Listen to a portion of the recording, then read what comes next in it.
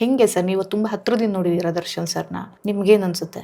ಎಷ್ಟೋ ಸಲ ಹೇಳಿದಿರಿ, ಒಂದ್ಸಲ ನನ್ನ ಫ್ರೆಂಡ್ ಆದ್ಮೇಲೆ ಫ್ರೆಂಡು, ನಾನು ಸಪೋರ್ಟ್ ಮಾಡ್ತೀನಿ ಅಂತ. ಆ ಇಶ್ಯೂಸಲ್ಲಿ ಅವ್ರೇನಾದರೂ ತಪ್ಪು ಮಾಡಿದರೆ ಅದು ಲೀಗಲಿ ಏನಿದೆ, ಯಾರೇ ಆಗಲಿ ನಾನು ಕಾನೂನಿಗಿಂತ ದೊಡ್ಡವನು ಯಾರೂ ಇಲ್ಲ. ಮಧ್ಯಾಹ್ನ ಊಟ ಎಲ್ಲೇ ಏನೋ ಸಿಗ್ತಿದೆ, ಯೂಶಲಿ ಮುದ್ದೆ ತಿನ್ಕೊಳ್ತೀವಿ. ಜೋಳದ ರೊಟ್ಟಿ ಊಟ ಇಷ್ಟ ನನಗೆ, ಖಾರ ಅದು ತಿನ್ನೋಕ್ಕಾಗಿಲ್ಲ ನನಗೆ ಅಂದರೂ ಅನ್ಕೊಂಡು ತಿನ್ಕೊಳ್ಳೋದು. ಎಜುಕೇಶನ್ ಅಂತ ಬಂದಾಗ ಸರ್ಕಾರಿ ಶಾಲೆಯ ಉಳಿವಿಗಾಗಿನೂ ನೀವು ಕೆಲಸ ಮಾಡ್ತಿದ್ದೀರಾ. ಡಾಲಿ ಅವ್ರನ್ನೂ ಕೂಡ ಕರೆಸಿದ್ರಿ. ನಾನು ಇನ್ನೊಂದು ವಿಷಯ ನಿಮ್ಮ ಹತ್ರ ಕೇಳಲೇಬೇಕು. ನಾನು ಮಾತಾಡ್ತಾ ಪಾಂಡವಪುರ ಅನ್ನೋದೇ ಬರುತ್ತೆ ವಿನಃ ಮೇಲ್ಕೋಟೆ ಬರೋದೇ ಇಲ್ಲ ನನಗೆ. ಸರಿ ನಮ್ ಕ್ಷೇತ್ರನೇ ಪಾಂಡವಪುರ ಅನ್ನೋ ತರ ನಾನು. ಯಾಕೆ ಇವಾಗ ನೀವೆಲ್ಲ ಟ್ರೈ ಮಾಡಿ ಪಾಂಡವಪುರ ವಿಧಾನಸಭಾ ಕ್ಷೇತ್ರ ಮಾಡಬಾರ್ದು? ಈಗ ಏನಾದರೂ ಹೆಸರು ಕೊಡ್ಲೇಬೇಕು. ಈಗ ಪಾಂಡವಪುರ ವಿಧಾನಸಭಾ ಕ್ಷೇತ್ರ ಅಂತ ಕೊಟ್ರೆ ಮಂಡ್ಯ ತಾಲೂಕಿಗೂ ಸೇರ್ಕೊಂಡಿದೆ ನಮಗೆ. ನೀವು ಗೆಲ್ಲಲಿಕ್ಕೆ ಮತ್ತೊಂದು ಕಾರಣ, ಮೇನ್ ಪಿಲ್ಲರ್ ದರ್ಶನ್ ತುಗ್ರಿ, ಹೌದಾ? ಅವರು ಬಂದು ಸಪೋರ್ಟ್ ಮಾಡಿ ನಮ್ಮ ಜೊತೆ ನಿಂತ್ಕೊಂಡ್ರು. ಇವಾಗಿನ ಅವರ ಪರಿಸ್ಥಿತಿ ಈ ತರ ಇದೆ. ನೀವು ಎಷ್ಟೋ ಸಲ ಹೇಳಿದಿರಿ, ಒಂದ್ಸಲ ನನ್ನ ಫ್ರೆಂಡ್ ಆದ್ಮೇಲೆ ಫ್ರೆಂಡು, ನಾನು ಸಪೋರ್ಟ್ ಮಾಡ್ತೀನಿ ಅಂತ. ಹೆಂಗೆ ಸರ್ ನೀವು ತುಂಬ ಹತ್ರದಿಂದ ನೋಡಿದ್ದೀರಾ ದರ್ಶನ್ ಸರ್ನ? ನಿಮ್ಗೇನು ಅನ್ಸುತ್ತೆ? ಸೊ ಈ ಇದ್ರ ಬಗ್ಗೆ ಯಾವುದು ಅವ್ರು ಏನು ಇಶ್ಯೂ ಆಗಿದೆ, ಆ ಇಶ್ಯೂ ಬಗ್ಗೆ ನನಗೆ ಏನು ಡೀಟೇಲ್ಸ್ ಗೊತ್ತಿಲ್ಲ ಅದ್ರ ಬಗ್ಗೆ. ಯಾಕೆಂದರೆ ಅದನ್ನು ಚರ್ಚೆನೂ ಮಾಡಿಲ್ಲ. ನಾನು ಯಾವಾಗಲೂ ಅವರು ಜೈಲಿಂದ ಈಚೆ ಬಂದಾಗಲೂ ನಾನು ಮೀಟ್ ಮಾಡಿದ್ದೀನಿ. ಆ ಸಂದರ್ಭದಲ್ಲೂ ಈ ವಿಷಯ ನಾನು ಮಾತಾಡೋಲ್ಲ, ಅವರು ನನ್ನ ಹತ್ರ ಮಾತಾಡಿಲ್ಲ. ಆ್ಯಸ್ ಅ ಪರ್ಸನ್ ನಿಮಗೆ ಗೊತ್ತಿರೋಂಗೆ ಒಳ್ಳೆಯ ವ್ಯಕ್ತಿ, ಎಲ್ಲರಿಗೂ ದಾನ ಧರ್ಮ ಅನ್ನೋದು ಅವರಲ್ಲಿದೆ. ಅದನ್ನು ನಮಗೂ ಬಂದು ಅವರು ಸಪೋರ್ಟ್ ಮಾಡಿ ಎಲೆಕ್ಷನ್ ಟೈಮಲ್ಲಾಗಲಿ ಅದಾದಮೇಲಾಗಲಿ ಯಾವುದೇ ಕಾರ್ಯಕ್ರಮಕ್ಕೆ ಕೇಳಿದ್ರು, ಸಣ್ಣದಾಗಲಿ ದೊಡ್ಡದಾಗಲಿ ಬಂದು ನಮ್ಮ ಜೊತೆ ಸಪೋರ್ಟ್ಗೆ ಯಾವಾಗಲೂ ನಿಂತ್ಕೊಂಡಿದ್ರು.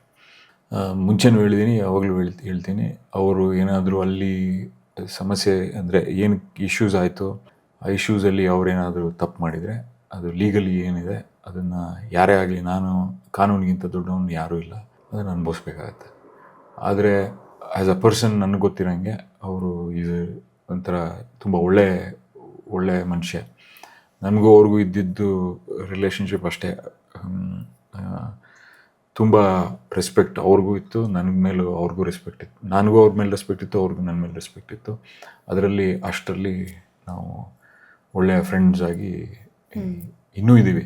ಕೊನೆವರೆಗೂ ಇರ್ತೀರಿ, ಮುಂದೆನೂ ಇರ್ತೀರಿ, ಏನಾದರೂ ಆಗಲಿ ಇದ್ದೇ ಇರ್ತೀವಿ. ಅದೇ ನೀವು ಹೇಳ್ದಂಗೆ ಆ ಒಂದು ತಪ್ಪು ನಮಗೂ ಗೊತ್ತಿಲ್ಲ, ಅದು ನಡೀತಿದೆ ಟ್ರಯಲ್ಲು. ಆದರೆ ಆ ಒಂದು ತಪ್ಪು, ಅವ್ರು ಎಷ್ಟು ದಾನ ಧರ್ಮ ಮಾಡಿದರು, ಎಷ್ಟು ಜನ ಪ್ರೊಡ್ಯೂಸರ್ಸ್ ಆಗ್ಬೋದು, ಕಲಾವಿದರುಗಳು ಅನ್ನ ತಿಂತಾಯಿದ್ರು ಅವ್ರ ಫಿಲಿಮ್ಸಿಂದ ಆಗ್ಬೋದು.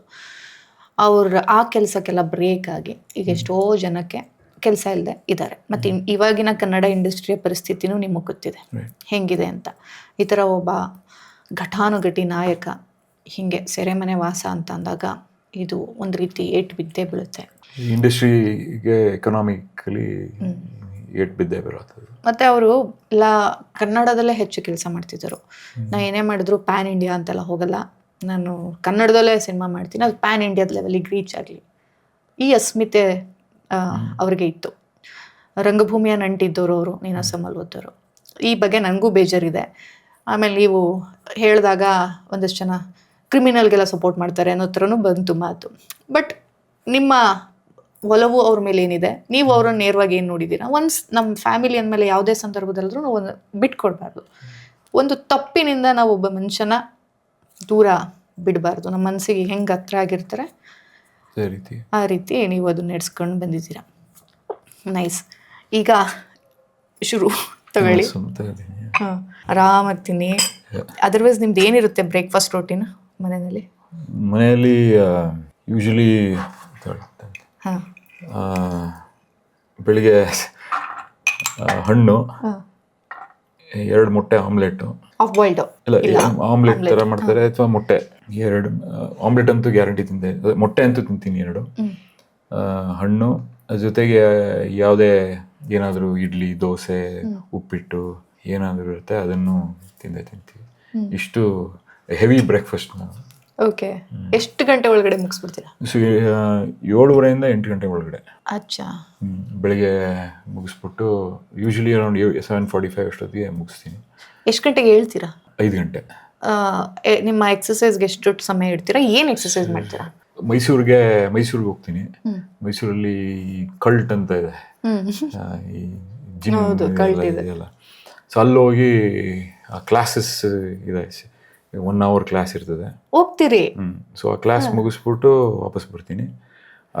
ಅದಕ್ಕೆ ಮುಂಚೆ ನಂಗೆ ಟೈಮ್ ಸಿಕ್ಕಿದ್ರೆ ಅಲ್ಲೇ ಸ್ವಲ್ಪ ಓಡ್ತೀನಿ, ಇಲ್ಲ ಒಂದು ಸ್ವಲ್ಪ ಆಮೇಲೆ ಟೈಮ್ ಸಿಕ್ಕಿದ್ರೆ ಅಲ್ಲೇ ಓಡ್ತೀನಿ, ಅಲ್ಲೇ ಜಿಮ್ಮಲ್ಲೇ ಓಡ್ಬಿಟ್ಟು ಆಮೇಲೆ ಅಕಸ್ಮಾತ್ ಯಾವ ಕ್ಲಾಸ್ಗೆ ಒಂದೊಂದ್ಸತಿ ಅದಕ್ಕೆ ನೀವು ರಿಜಿಸ್ಟರ್ ಮಾಡ್ಬೇಕು ಮುಂಚೆನೆ, ಎಷ್ಟೊಂದು ಸತಿ ಸಿಗಿಕ್ಕಿಲ್ಲ, ಮರ್ತ್ಬಿಟ್ಟಿರ್ತೀನಿ ಅಥವಾ ಇದರಲ್ಲಿ. ಸೊ ಅವಾಗ ಮಾಮೂಲಿ ಕೆಳಗಡೆ ಹೋಗಿ ನಮ್ಗೆ ಏನು ರುಟೀನ್ ಎಕ್ಸಸೈಸಸ್ ಇದೆ ಅದನ್ನು ಮಾಡಿಕೊಂಡು ಬರ್ತೀನಿ.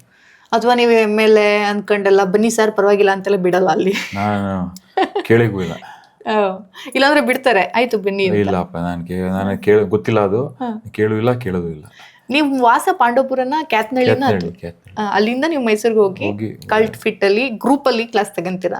ಅವಾಗ ಅಲ್ಲಿ ಜನ, ಓ ನೀವು ದರ್ಶನ್ ಪುಟ ಅವತ್ತು ಟ್ರೈನಲ್ಲಿ ಹೋಗಿದ್ರಿ ನೀವು ಬೆಂಗಳೂರಿಗೆ, ನಾನು ನೋಡಿದೆ, ಹಂಗೆಲ್ಲ ಏನು ಯಾರು ಮಾತಾಡ್ಸಲ್ಲ.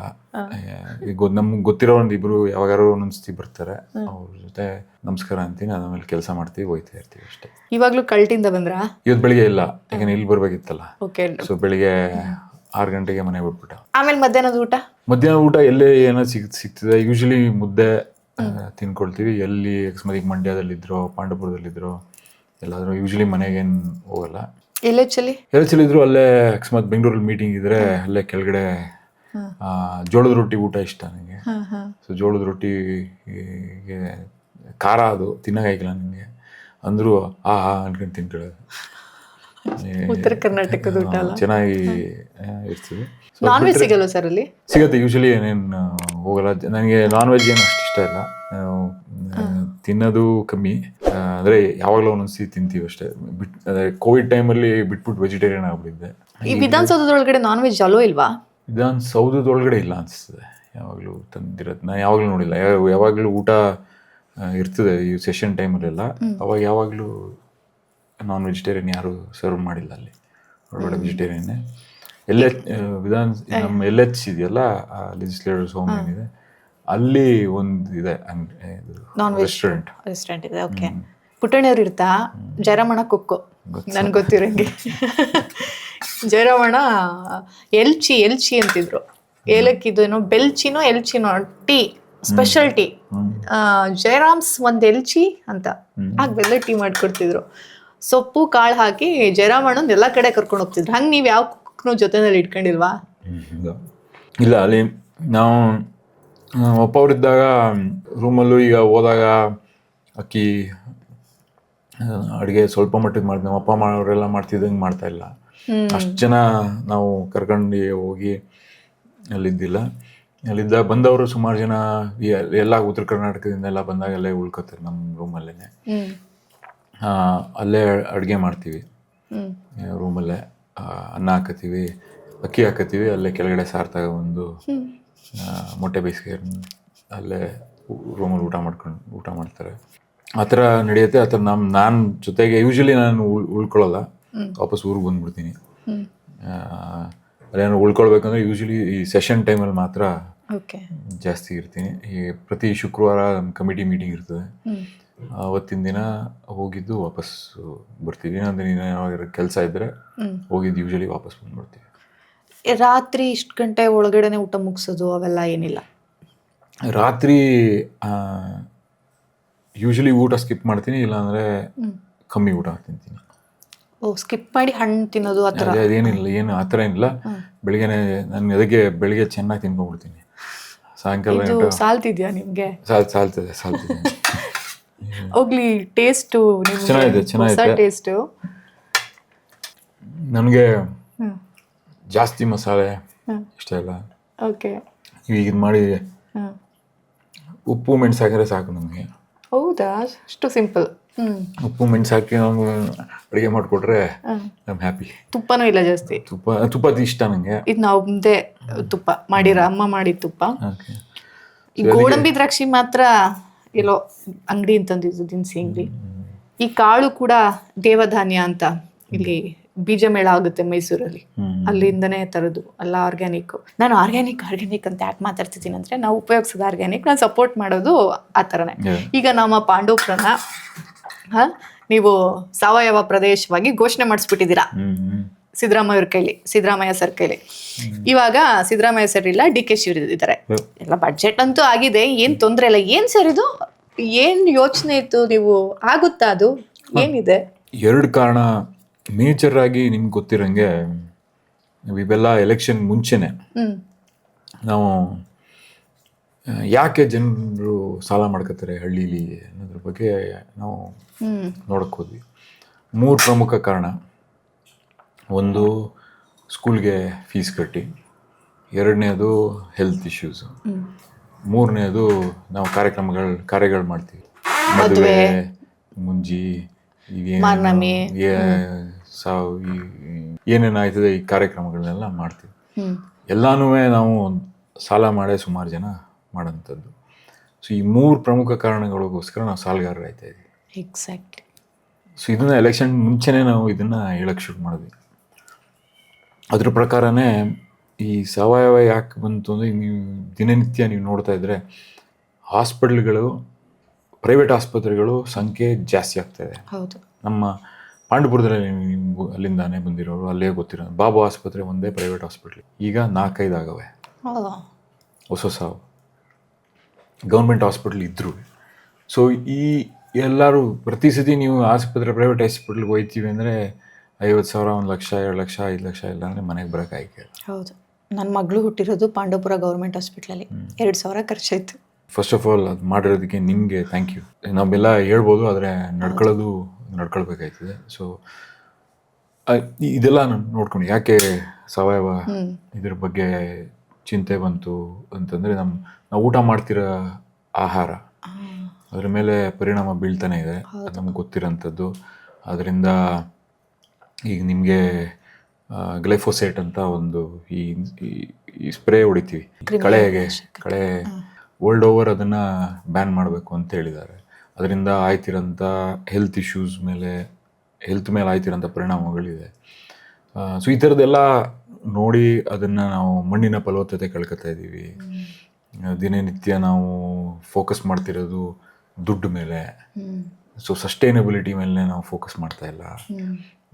ಇವನ್ನೆಲ್ಲ ನಾವು ಗಮನದಲ್ಲಿಟ್ಕೊಂಡು, ಪ್ಲಸ್ ಆದಾಯನೂ ನಾವು ಜಾಸ್ತಿ ಮಾಡಿಸ್ಬೇಕು. ಎರಡು ಅಲ್ಲ, ಒಂದು ಉಳಿತಾಯನೂ ಮಾಡಿಸ್ಬೇಕು, ಪ್ಲಸ್ ರೈತರಿಗೆ ಆದಾಯನೂ ಜಾಸ್ತಿ ಮಾಡಿಸ್ಬೇಕು. ಉಳಿತಾಯ ಮಾಡಿಸೋದೇನೆಂದರೆ, ನಾವು ಯಾವುದ್ರ ಮೇಲೆ ಖರ್ಚು ಮಾಡ್ತೀರ ಅದನ್ನೇ ಯಾವ ಥರ ಟ್ಯಾಕಲ್ ಮಾಡಬೇಕು. ಅದ್ರ ಜೊತೆಗೆ ಅದಾದಮೇಲೆ ಈ ಆರ್ಗ್ಯಾನಿಕ್ ನಿಮಗೆ ಗೊತ್ತಿರೋಂಥದ್ದು 1.5ರಿಂದ 2 ಜಾಸ್ತಿ ದುಡ್ಡು. ಅದರಿಂದ ರೈತರಿಗೆ ಅನುಕೂಲ ಆಗಲಿ ಅನ್ನೋದನ್ನು ತಲೆಯಲ್ಲಿ ಇಟ್ಕೊಂಡು ನಾವು ಕೃಷಿ ಮಂತ್ರಿಗಳು ಚಲುವರಾಯಸ್ವಾಮಿ ಅವ್ರ ಹತ್ರ ಇದನ್ನು ಚರ್ಚೆ ಮಾಡಿ, ಇದು ಒಳ್ಳೆಯ ಯೋಚನೆ, ನಾವು ಸಿದ್ದರಾಮಯ್ಯ ಅವ್ರ ಹತ್ರ ಮಾತಾಡಿ ಇದನ್ನು ಮಾಡಬೇಕು ಅಂತ ಇಬ್ಬರು ಹೋಗಿ ಮಾತಾಡಿ, ಒಟ್ಟಿಗೆ ಅವರು ಸಪೋರ್ಟಿಂದನೇ, ಚಲುವರಾಯಸ್ವಾಮಿ ಅವ್ರ ಸಪೋರ್ಟು ಇಂದನೇ ಇದನ್ನು ಘೋಷಣೆ ಮಾಡಿಸಿದ್ದು. ಆಗತ್ತಾ ಅನ್ನೋದು ನಿಮ್ಮ ಪ್ರಶ್ನೆ. ಐ ಥಿಂಕ್ ಆಗತ್ತೆ. ಈಗಾಗಲೇ ಯಾರೂ ಮಾಡ್ತಾ ಇಲ್ಲ ಅಂತ ಇಲ್ವಲ್ಲ. ಈಗ ಸುಮಾರು ಜನ ರೈತರು, ಈಗ ಸಿಂಪಲ್ಲಾಗಿ ಹೇಳ್ಬೇಕು ಅಂದರೆ, ಈಗ ಕೆಲವು ವಾರಗಳ ಮುಂಚೆ ಸಾವಯವ ಸಂತೆ ಅಂತ ಶುರು ಮಾಡಿದ್ವಿ ಪಾಂಡವಪುರದಲ್ಲಿ. 12 ಜನ ಬಂದಿದ್ರು, ಈಗ 30 ಜನ ಆಗಿದ್ದಾರೆ. ಕೇವಲ 4 ವಾರದಲ್ಲಿ. ನಾವು ಮಾಡ್ತಿರೋಂಥದ್ದು 15 ದಿವಸಕ್ಕೊಂದ್ಸತಿ ಸಂತೆ ಮಾಡ್ತಾ ಇರೋದು. ನೋಡೋದ ಎಷ್ಟು ಜನರು ಬರ್ತಾರೆ, ಅವ್ರಿಗೆ ಇಂಟ್ರೆಸ್ಟ್ ಇದೆಯಾ ಏನು ಅಂತ. ಮೊದಲನೇ ದಿವಸನೇ ಎಲ್ಲ ಎಲ್ಲ ಜನರು ತೊಗೊಂಡೋದ್ರು. ಸೊ ಅದು ಡಿಮ್ಯಾಂಡ್ ಇದೆ. ಅದ್ರ ಜೊತೆಗೆ ಎಲ್ಲದಕ್ಕಿಂತ ಎಲ್ಲ ಫರ್ಟಿಲೈಸರ್ ಅಂಗಡಿಗಳನ್ನ ಕರೆಸಿ ಮಾತಾಡಿದ್ವಿ. 175. ನಾನು ಅನ್ಕೊಂಡೆ, ಇದನ್ನೇ ಅನೌನ್ಸ್ ಮಾಡಿಸಿದಾಗ ಬಿಗ್ಗೆಸ್ಟ್ ಚಾಲೆಂಜ್ ಇರೋದು ನಾವು ಫರ್ಟಿಲೈಸರ್ ಅಂಗಡಿಗಳನ್ನ ಕನ್ವಿನ್ಸ್ ಮಾಡೋದು ಅಂತ ಅನ್ಕೊಂಡೆ. ಬಟ್ ಒಬ್ರೂ ಇದ್ರ ಬಗ್ಗೆ ವಿರೋಧ ವ್ಯಕ್ತಪಡಿಸ್ಲಿಲ್ಲ. ನನಗೂ ನೀವು ಹೆಂಗೆ ಅಂದರೆ ಅದೇ ಥರ ಸರ್ಪ್ರೈಸ್ ಆಯ್ತು ನನಗೆ. ಯಾರೂ ವಿರೋಧ ವ್ಯಕ್ತಪಡಿಸ್ಲಿಲ್ಲ. ಅವರು ಬಂದು ನಮಗೆ ಎಲ್ಲರೂ ಸಪೋರ್ಟ್ ಮಾಡಿದ್ರು. ಸಪೋರ್ಟ್ ಮಾಡಿ ನಾವು ಬರೋ ರೈತರಿಗೆ ನಾವೇ ಅಡ್ವೈಸ್ ಮಾಡ್ತೀವಿ ಅನ್ನೋದನ್ನು ಹೇಳಿದರು. ಸೊ ಅದ್ರ ಜೊತೆಗೆ ಈಗ ಎಲ್ಲಿ ಸುಲಭವಾಗಿದೆ, ಈಗ ನಾವು ಈಗಾಗಲೇ ಸಾವಯವ ಕೃಷಿ ಮಾಡ್ತಿರೋ ಸುಮಾರು ಜನ ಇದ್ದಾರೆ ನಮ್ಮ ತಾಲೂಕಲ್ಲಿ. ಅವ್ರುಗಳನ್ನ ಇಟ್ಕೊಂಡು ಟೀಮ್ ಇಟ್ಕೊಂಡು ಸುಮಾರು NGO ಸಂಸ್ಥೆಗಳು ಬಂದಿದ್ದಾರೆ. ಸೊ ಅವ್ರುಗಳು ಹಳ್ಳಿಗೆ ಹೋಗಿ ಹೇಳ್ತಿದ್ದಾರೆ, ಒಂದು ಎಕರೆ ಇದ್ದರೆ ಅರ್ಧ ಎಕರೆ ನೀವು ಶುರು ಮಾಡಿ. ಫೇಸಸಲ್ಲಿ ಮಾಡೋದ, ಒಂದೇ ಸತಿ ಚೇಂಜ್ ಮಾಡೋಕ್ಕಾಗಲ್ಲ. ಅವ್ರುಗಳಿಗೆ ಸಪೋರ್ಟ್ ಬೇಕು. ಈಗ ಅಕಸ್ಮಾತ್ ನಾನು ಬೆಳೆ ನಂಗೆ ಬರಲಿಲ್ಲ ಅಂದರೆ ಯಾವ ಥರ ನಾನು ಜೀವನ ಮಾಡಲಿ, ಅಶ್ಯೂರೆನ್ಸ್ ಬೇಕು ನನಗೆ. ಇಲ್ಲಾಂದರೆ ಅದಕ್ಕೆಲ್ಲ ಯಾವ ಥರ ನಾವು ಸಪೋರ್ಟ್ ಮಾಡಬೇಕು, ಅದನ್ನು ಸಪೋರ್ಟ್ ಮಾಡ್ತಾಯಿದ್ದೀವಿ. ಆಮೇಲೆ ಬಯೋ ರಿಸೋರ್ಸ್ ಸೆಂಟರ್ ಅಂತ ಬೇಕು, ಈ ಜೀವಾಮೃತ ಇವೆಲ್ಲ ಆ ಸೆಂಟ್ರ್ಗಳನ್ನ ಸೆಟಪ್ ಮಾಡ್ತಾಯಿದ್ದೀವಿ. ನೀವೇನು ಬದಲಾವಣೆ ಮಾಡಬೇಡಿ, ನೀವು ಔಷಧಿ ಬದಲು ಜೀವಾಮೃತ ಹಾಕಿ ಸಾಕು. ಅಲ್ಲಿಂದ ಸಿಂಪಲ್ ಚೇಂಜಸ್ ಮಾಡಿಸ್ತಾ ಇದ್ದೀವಿ. ಬಯೋ ರಿಸೋರ್ಸ್ ಸೆಂಟ್ರ್ಗಳನ್ನು ಪ್ರತಿ ಪಂಚಾಯತಿ ಮಟ್ಟದಲ್ಲಿ ಸೆಟಪ್ ಮಾಡ್ತಾಯಿದ್ದೀವಿ. ಅದರಿಂದ ಅವ್ರು ಹೋಗಿ ಬೇಕಾಗಿದ್ದಂಥ ಪದಾರ್ಥಗಳನ್ನು ಅಲ್ಲೇ ತೊಗೊಳ್ಬೋದು, ಸ್ಥಳೀಯವಾಗಿ ಸಿಗುತ್ತೆ. ಸೊ ಈ ಥರದ್ದೆಲ್ಲ ಸಣ್ಣದಾಗಿ ಮತ್ತು ಅವೇರ್ನೆಸ್ ಕ್ಯಾಂಪೇನ್ಗಳು ಮಾಡ್ತಾಯಿದ್ದೀವಿ. ಜೊತೆಗೆ ಮಣ್ಣಿನ ಫಲವತ್ತತೆಯೂ ಮೇಜರ್ ಇಶ್ಯೂ ಇರೋದು. ಈಗ ಒಂದು ಪಂಚಾಯತಿ ಮಣ್ಣು ಪರೀಕ್ಷೆ ಮಾಡಿಸ್ತಾ ಇದ್ದೀವಿ. 1700 ಜನ ರೈತರಿಗೆ ಒಂದು ಪಂಚಾಯತಿ ಪೂರ್ತಿ ಕವರ್ ಆಗುತ್ತೆ. ಈಗ ನಿನ್ನೆ ಬಂದಿದ್ದ ರಿಸಲ್ಟ್ಸು, ಒಂದು ಊರು ಅಂತನಹಳ್ಳಿ ಅನ್ನೋ ಊರನ್ನು ಪೂರ್ತಿ ಮುಗಿಸಿದ್ದಾರೆ, ಟೆಸ್ಟಿಂಗು ಮಾಡಿ ಮುಗಿಸಿದ್ದಾರೆ. ನಮ್ಮ ಮಣ್ಣು ಕೆಟ್ಟೋಗಿದೆ. ಅದಕ್ಕೆ ಇನ್ನೂ ಯೂರಿಯಾ ಹಾಕಿ ಹೊಡೆದು ಅದರಿಂದ ಏನು ಗಾರ್ಬೇಜ್ ತೆಗಿಬೇಕಷ್ಟೆ, ಸತ್ವನ್ನೇ ಕಳ್ಕೊಬಿಟ್ಟಿದ್ದೀವಿ. ಅದು ನಮಗೆ ಈ ಮಣ್ಣಿನ ಪರೀಕ್ಷೆಯಲ್ಲಿ ಗೊತ್ತಾಯಿತು. ಸೊ ಇಡೀ ಕ್ಷೇತ್ರದ ಮಣ್ಣಿನ ಪರೀಕ್ಷೆ ಮಾಡಿಸ್ತಾ ಇದ್ದೀವಿ. ಸೊ ಅದೊಂದು ಬೇಸ್ ಲೈನ್ ಸಿಕ್ತು ನಮಗೆ. ಇಲ್ಲಿದ್ದೀವಿ, ಇಲ್ಲಿಂದ ನಾವು ಏನೇನು ಮಾಡಬೇಕು ಅನ್ನೋದು, ಏನೇನು ಹಾಕಬೇಕು, ಯಾವ್ಯಾವ ಪದಾರ್ಥಗಳನ್ನು ಯೂಸ್ ಮಾಡಬೇಕು ಅನ್ನೋದ್ರ ಬಗ್ಗೆ ನಮ್ಗೆ ಅರ್ಥ ಆಯಿತು. ಸೊ ಈ ಥರ ಡೇಟಾ ಇಟ್ಕೊಂಡು ಕೆಲಸ ಮಾಡ್ತಾಯಿದ್ದೀವಿ. ಜನರಿಗೂ ಅವ್ರಿಗೆ ಹೇಳ್ತಾ ಇದ್ದೀವಿ, ಇಷ್ಟು % ನಿಮ್ಗೆ ದುಡ್ಡು ಜಾಸ್ತಿ ಸಿಗುತ್ತೆ. ಇದನ್ನು ಮಾಡೋಕ್ಕೆ ಕಷ್ಟ ಆಗ್ಬೋದು, ಆದರೆ ಇದನ್ನು ಮಾಡಿ ಈಸಿ ಮಾಡೋಕ್ಕೆ ಏನೇನು ಮೆಥಡ್ಗಳಿದೆ ಸುಮಾರು ಕಡೆ ಈಗ ತೆಲಂಗಾಣಲ್ಲಿ ಮಾಡಿದ್ದಾರೆ. ಆ ಎಕ್ಸ್ಪರ್ಟ್ಸ್ಗಳನ್ನು ಕರೆಸಿದ್ದೀವಿ ಇಲ್ಲಿಗೆ. ಅವರು ನಮ್ಮ ಜೊತೆ ಗ್ರೌಂಡ್ ಲೆವೆಲಲ್ಲಿ ಕೆಲಸ ಮಾಡ್ತಿದ್ದಾರೆ. ಸೊ ಅಲ್ಲಿ ಛತ್ತೀಸ್ಗಢ ಪೂರ್ತಿ ಆ ಒಂದು ಡಿಸ್ಟ್ರಿಕ್ಟಲ್ಲಿ ಸಾವಯವಗೆ ಕನ್ವರ್ಟ್ ಮಾಡಿದರು. ಸೊ ಆ ಎಕ್ಸ್ಪರ್ಟ್ಸ್ಗಳನ್ನ ಕರೆಸಿದ್ದೀವಿ. ಇಲ್ಲಿ ಇಡೀ ಡಿಸ್ಟ್ರಿಕ್ಟಲ್ಲ ಒಂದು ತಾಲೂಕನ್ನ ಪ್ರಯತ್ನ ಪಡ್ತಾ ಇದ್ದೀವಿ ಅಂತ. ಸೊ ಅವರು ಅಲ್ಲಿ ಕಲ್ತಿದ್ದಂಥ ಲೆಸನ್ಗಳನ್ನ ನಮಗೆ ಹೇಳ್ಕೊಟ್ಟಿದ್ದಾರೆ. ಸೊ ಇದು ಮಾಡಿ, ಇದು ಮಾಡಬೇಡಿ, ಇದು ನಮ್ಗೆ ವರ್ಕ್ ಆಯಿತು, ಇದು ವರ್ಕ್ ಆಗಿಲ್ಲ. ಸೊ ಅದನ್ನೆಲ್ಲ ನಾವು ಪ್ರಯತ್ನಗಳನ್ನು ಮಾಡ್ತಾಯಿದ್ದೀವಿ. ಪ್ರಾಮಾಣಿಕವಾಗಿ ಎಲ್ಲರೂ ಪ್ರಯತ್ನ ಪಡ್ತಿದ್ದಾರೆ. ಈ ಕೃಷಿ ಸಖಿಯರು ಮೇಜರ್ ರೋಲ್ ಇದೆ ಇಲ್ಲಿ. ಯಾಕೆಂದರೆ ರೈತರ ಹತ್ರ ಅವ್ರಿಗೂ ನಂಬಂಥವರು ಕೃಷಿ ಸಖಿಗಳು. ಕೃಷಿ ಸಖಿಯರನ್ನೇ ಇನ್ನೂ ಈಗ ಪ್ರತಿ ಕ್ಲಸ್ಟರ್ಗೆ ಒಂದೊಂದು ಕ್ಲಸ್ಟರ್ಗೆ ಇಬ್ಬಿಬ್ಬರು ತಗೊಂಡು ಮಾಡ್ತಾಯಿದ್ದೀವಿ. ಜಾಸ್ತಿ ಜನ ತಗೊಂಡಿದ್ದೀವಿ. ಈಗ ಬರೀ 24 ಜನ ಇದ್ದರು 24 ಪಂಚಾಯತಿಗೆ, ಈಗಾಗಲೇ 100 ಜನಕ್ಕಿಂತ ಜಾಸ್ತಿ ತಗೊಂಡಿದ್ದೀವಿ. ಸೊ ಈ ಥರದ್ದು ಸಣ್ಣದ ಗ್ರೌಂಡ್ ಲೆವೆಲಲ್ಲಿ ಬದಲಾವಣೆಗಳ ತರೋಕ್ಕೆ ಪ್ರಯತ್ನ ಪಡ್ತಾಯಿದ್ದೀವಿ. ಒಂದು ಬಿಗ್ ಬ್ಯಾಂಗ್ ಮಾಡೋಕ್ಕೆ ಹೋಯ್ತಾ ಇಲ್ಲ, ಅಥವಾ ಬಿಗ್ ಮಾರ್ಕೆಟಿಂಗ್ ಮಾಡೋಕ್ಕೆ ಹೋಯ್ತಾ ಇಲ್ಲ. ನಿಜವಾಗಿ ಪ್ರಯತ್ನ, ಒಂದೊಂದು ಮನೇನೂ ನಾವು ಕಾಂಟ್ಯಾಕ್ಟ್ ಮಾಡಿ ಅವ್ರಿಗೆ ಪರಿವರ್ತನೆ ಮಾಡಿಸ್ಬೇಕು. ಈಗ ಭೂಮಿ ಮಾರ್ತಾ ಇದ್ದಾರಲ್ಲೆಲ್ಲ, ಮಾರ್ಕೊಂಡು ಹೋಗ್ತಿದ್ದಾರೆ ಅವರು. ಈಗ ನಾವು 1 ಎಕರೆನಲ್ಲಿ ಒಂದು 50-100 ಜನಕ್ಕೆ ಫೀಡ್ ಮಾಡ್ತಿದ್ವಿ ಭತ್ತ ಬೆಳೆದು. ಈಗ 1 ಎಕರೆನಲ್ಲಿ ಒಬ್ಬನೂ ನೆಟ್ಟಕ್ಕೆ ತಿಂತಲ್ಲ, ಫಾರ್ಮ್ ಹೌಸ್ ಮಾಡ್ಕೊಂಡು ಶೋಕಿಗೆ. ಭೂಮಿ ಹಂಗಾಗ್ಬಿಟ್ಟಿದೆಯಲ್ಲ, ಇದನ್ನ ನೀವು ಹೆಂಗೆ ಭೂಮಿನ ವಾಪಸ್ ರೈತರಿಗೆ ಕೊಡಿಸ್ತೀರಾ, ಅಥವಾ ಮಾರಬೇಡಿ ಅಂತ ಹೇಳಕ್ ಹೋಗ್ತೀರಾ? ಎಲ್ಲೋದ್ರೂ ನಾವು ಮಾರಬೇಡಿ ಅಂತ ಹೇಳ್ತಾ ಇದ್ದೀವಿ. ಭೂಮಿಯನ್ನು ದಯವಿಟ್ಟು ಮಾರಬೇಡಿ. ಎಷ್ಟೇ ಕಷ್ಟ ಆದರೂ ಭೂಮಿ ಇಟ್ಕೊಳ್ಳಿ.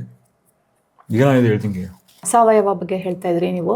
ಅಂದರೆ ಪಾಂಡವಪುರನ ಇನ್ಮೇಲೆ ನಾವು ಅದೊಂದು ಕ್ರಾಂತಿ ಅಂತಲೇ ಹೇಳ್ತೀನಿ.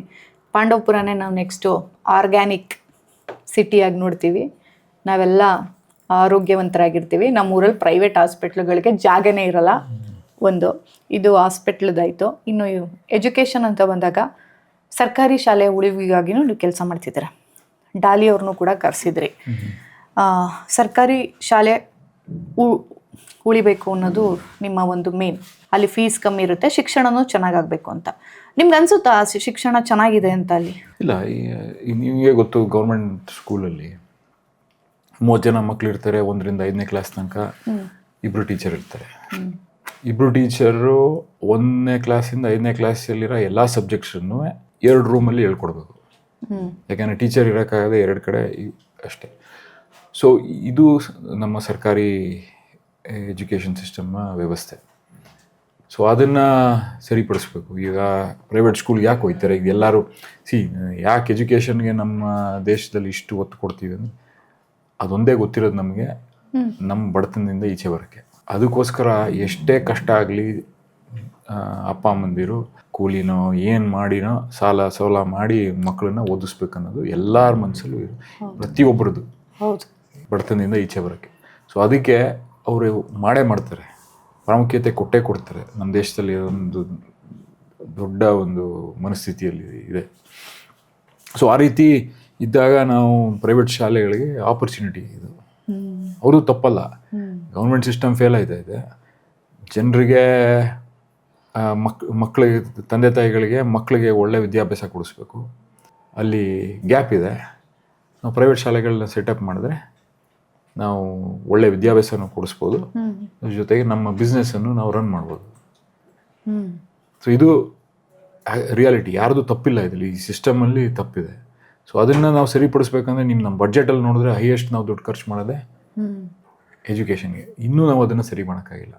ಸೊ ಅದನ್ನು ಈ ಮೇಜರ್ ಆಗಿ ಕೂತ್ಕೊಂಡು ನಾವು ಬದಲಾವಣೆ ಮಾಡಿಸ್ಲೇಬೇಕು. ನಾವು ಶಾಲೆಗಳ ಬಗ್ಗೆ ಒತ್ತು ಕೊಡಲೇಬೇಕು. ಆರ್ಥಿಕವಾಗಿ ನಮ್ಮ ಹಳ್ಳಿಯ ಜನರನ್ನು ಈ ಒಂದು ಫೀಸ್ ಕಟ್ಟೋದ್ರಿಂದ ಮುಕ್ತರು ಮಾಡಬೇಕು. ಪ್ರಯತ್ನಗಳನ್ನು ಮಾಡ್ತಾ ಇದ್ದೀವಿ ನಾವು. ಇನ್ನೂ ಹೋಯ್ತಾ ನಾ ಏನೋ ಅಂದ್ಕೊಬಿಡಿದೆ, ಏನೋ ಜಾಸ್ತಿ ಮಾಡ್ಬಿಡ್ಬೋದು ಅಂತ. ನಮಗೂ ಗೆದ್ದಾದ್ಮೇಲೆ ರಿಯಾಲಿಟಿ ಅರ್ಥ ಆಗಿದೆ. ಸೊ ಈಗ ಹಂತವಾಗಿ ಮಾಡ್ತಾ ಇದ್ದೀವಿ. Very nice. ಎಷ್ಟು ಶಾಲೆಯನ್ನು ದತ್ತು ತಗೊಂಡಿದ್ದೀರಾ ನೀವು? ಸೊ ದತ್ತು ತಗೊಳ್ಳೋದು ಆ ಥರ ಮಾಡೋಕ್ಕೆ ಹೋಗಿಲ್ಲ.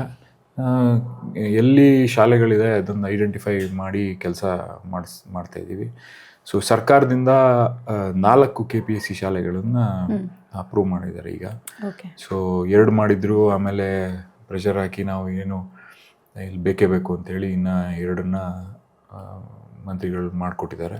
ಅದ್ರ ಜೊತೆಗೆ 2 ಶಾಲೆಗಳನ್ನು ನಾವು ನಮ್ಮದೇ ಇದರಿಂದ ನಾವು ಕಟ್ಟಿಸ್ತಾ ಇದ್ದೀವಿ. ಪುಟ್ಟಣ್ಣಯ್ಯ ಫೌಂಡೇಶನ್ ಅಂದರೆ ಸ್ವಲ್ಪ ಅವರಿಂದ ಸರ್ಕಾರಿ ಅನುದಾನ, ಬೇರೆ ಜನರು ಅನುದಾನ ಎಲ್ಲನೂ ಕನ್ವರ್ಜ್ ಮಾಡಿ ಏನಾದರೂ ಮಾಡಬೇಕಂತ ಪ್ರಯತ್ನ ಪಡ್ತಾಯಿದ್ದೀವಿ. ಅದರಲ್ಲಿ ಅಡಚಣೆಗಳು ತುಂಬ ಇದೆ. ಅದನ್ನೆಲ್ಲ ದಾಟಿ ನಾವು ಇಷ್ಟೊತ್ತಿಗಾಗಲೇ ಸ್ಕೂಲ್ ಮುಗಿದೋಗಿರುತ್ತೆ ಅಂದ್ಕೊಂಡಿದ್ವಿ.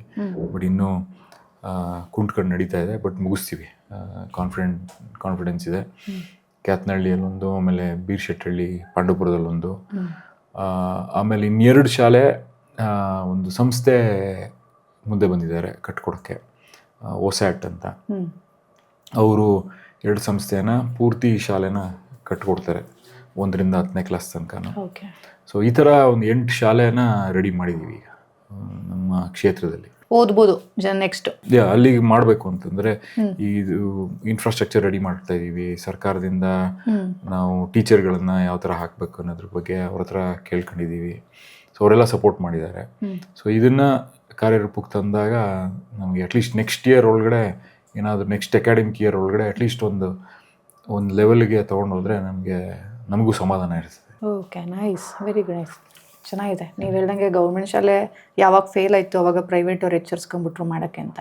ಅವ್ರಿರಲಿ ಸರ್, ಈ ಮಠ ಎಲ್ಲ ದಾನ ಧರ್ಮ ಸೇವೆ ಅನ್ಕೊಂಡಿರೋ ಮಠಗಳೇ ಇವಾಗ ಬಿಸ್ನೆಸ್ ಮಾಡ್ತಿದೆ ಎಜುಕೇಷನ್ ಲೆವೆಲಲ್ಲಿ. ಎಲ್ಲ ಕಡೆನೂ ಈಗ ನಿಮಗೆ ಗೊತ್ತಿರೋಂಗೆ ನಮ್ಮ ಪಾಂಡವಪುರದಲ್ಲೇ ಈಗ BGS ಶಾಲೆ ಇದೆ. ಟೌನ್ ಒಳಗಡೆನೆ ಸುಮಾರು ಶಾಲೆಗಳು, ಅವರು ಫೀಸು ಕಮ್ಮಿ ಇಲ್ಲ. ಸೊ ಎಲ್ಲರಿಗೂ ಏನಲ್ಲ ಆಪರ್ಚುನಿಟಿ ಕಾಣಿಸ್ತು. ಎಜುಕೇಷನ್ ಕೊಡಬೇಕು ಅಂತ ಅವ್ರಿಗಿತ್ತು. ಬಟ್ ಇಲ್ಲಿ ದುಡ್ಡಿದೆಯಲ್ಲ ಸರ್, ಸ್ಕೂಲು ಶಾಲೆ ಎಜುಕೇಷನಲ್ಲಿ ದುಡ್ಡಿದೆಯಲ್ಲ. ನೀವು ಇವಾಗ ಇನ್ನೊಬ್ರು ಲೀಡರ್ ಇದ್ದಾರಲ್ಲ, ಅವರು ಒಂದು ಇನ್ಸ್ಟಿಟ್ಯೂಷನ್ನೇ ಮಾಡಿದ್ದಾರೆ ಆ್ಯಕ್ಚುಲಿ. ನೀವ್ಯಾಕೆ ಮಾಡಲಿಲ್ಲ ದುಡ್ಡು ಮಾಡೋಕ್ಕೆ? ನಮಗೆ ಆ ಥರ ಆಸೆ ಇಲ್ಲ. ನಮಗೆ ಆಸೆ, ನಾನು ನನ್ನದೇ ಸಂಸ್ಥೆ ಕಟ್ಟಿದ್ದೆ. ಆದರೆ ಬಟ್ ಈ ಇದರಲ್ಲಿ ನಮಗೇನು ಆಸೆ ಇಲ್ಲ ಆ ಥರ ಮಾಡಬೇಕು, ಎಜುಕೇಷನ್ ಮಾಡಬೇಕು ಅನ್ನೋದನ್ನು. ನಮಗೆ ಆಸೆ ಇರೋದು ಈಗ ನಿಜವಾಗ್ಲೂ ಫ್ರೀಯಾಗಿ ಜನರಿಗೆ ಯಾವ ಥರ ಎಜುಕೇಷನ್ ಕೊಡಿಸ್ಬೇಕು ಅನ್ನೋದ್ರ ಬಗ್ಗೆ. ಅಷ್ಟೇ ಆಸೆ ಇರೋದು.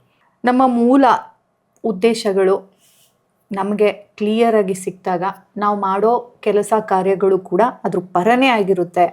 ಅದಕ್ಕಾಗಿ ಇವರು ಎಜುಕೇಷನ್ ಸಿಸ್ಟಮ್ಗೆ ಇವ್ರದ್ದು ಇನ್ವೆಸ್ಟ್ಮೆಂಟು ಇಲ್ಲ, ಮತ್ತು ಇವರು ಕೂಡ ಒಂದು ಶಾಲೆನ ಆ ಥರ ಮಾಡ್ತಾ ಇಲ್ಲ.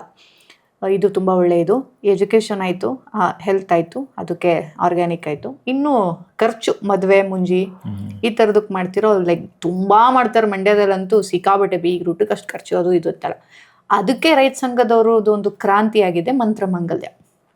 ಕುವೆಂಪು ಅವ್ರ ಮಂತ್ರಮಾಂಗಲ್ಯನ ಇಲ್ಲಿಟ್ಟು ಸರಳ ವಿವಾಹ, ರೈತ ಸಂಘದ ಮಂತ್ರಮಾಂಗಲ್ಯ, ರೈತ ಸಂಘದ ಸರಳ ವಿವಾಹ ಅಂತ ಮಾಡಿದ್ರು. ನಿಮ್ಗೆ ಗೊತ್ತಿಲ್ಲ, ಆ ಟೈಮಲ್ಲಿ ನಾನು ಚಿಕ್ಕವಳು, ನಮ್ಮ ಇಡೀ ಕುಟುಂಬದ ನಮ್ಮ ಚಿಕ್ಕಮ್ಮಂದಿರು ಅವರು ಇವರು ಎಲ್ಲ ನೋಡಿದವ್ರು ಎಲ್ಲರದು ಮಂತ್ರಮಾಂಗಲ್ಯ ಆಯಿತು. ನಾನು ಜೋರು ಮದುವೆಗೆ ಹೋಗೋದಕ್ಕಿಂತ ಈ ಥರ ಸರಳ ವಿವಾಹ ಮಂತ್ರಮಾಂಗಲ್ಯಕ್ಕೆ ಹೋಗೋದೇ ನನಗೆ ಖುಷಿ.